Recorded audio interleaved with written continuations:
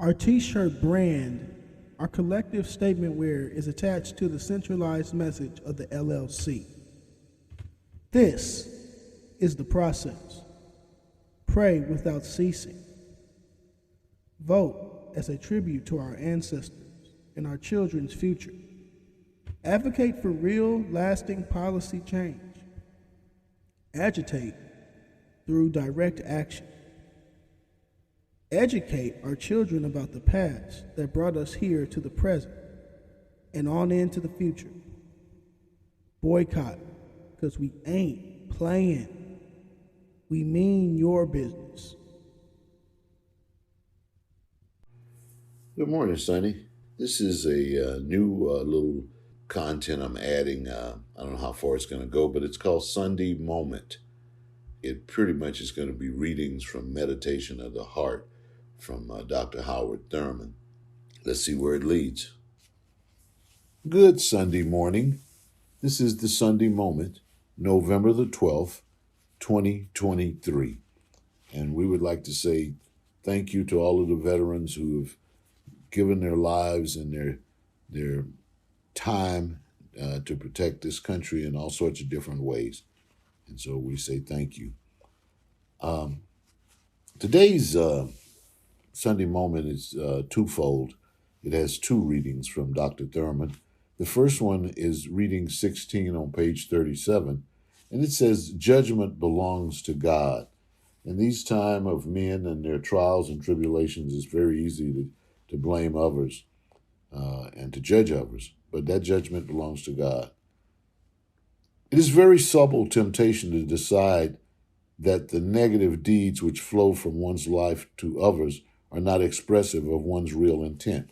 There seems ever available some extra or extenuating circumstances that gives a ready alibi for such deeds. How easily the excuses come. I've had a very bad day, or for some reason I got up on the wrong side of the bed. Or I have met with so many personal reverse recent that, or I have always had a quick temper. It is just one of those things. Always there is a ready supply of excuses for the negative deed.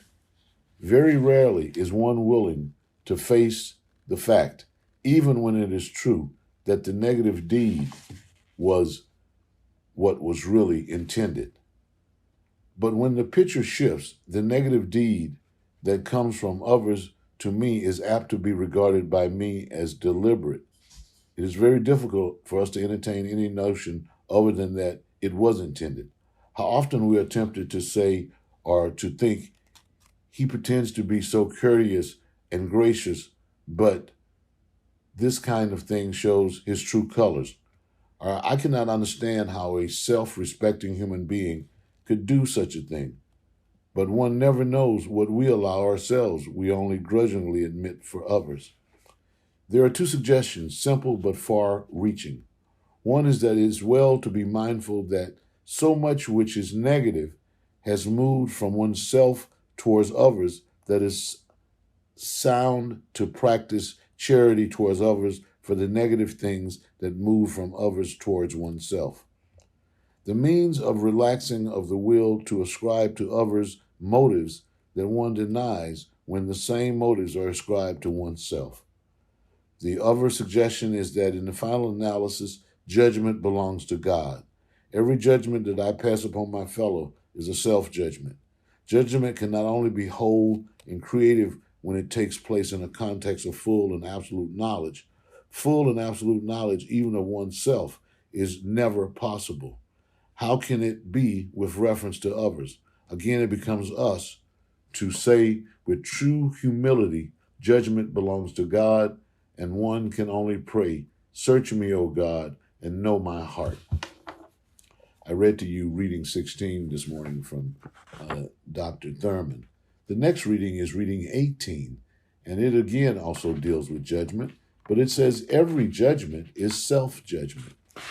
It is very easy to sit in judgment upon the behavior of others, but often difficult to realize that every judgment is a self-judgment.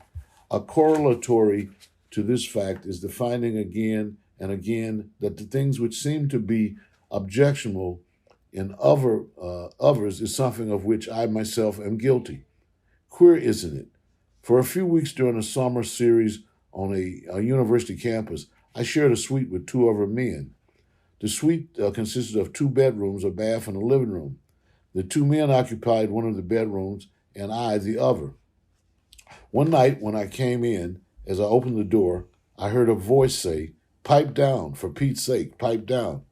This was followed by the soft thud of a pillow being thrown against the wall, and in a few minutes one of the fellows stood at the door with disheveled hair and distraught features. "I can't go to sleep. Have you ever heard such snoring?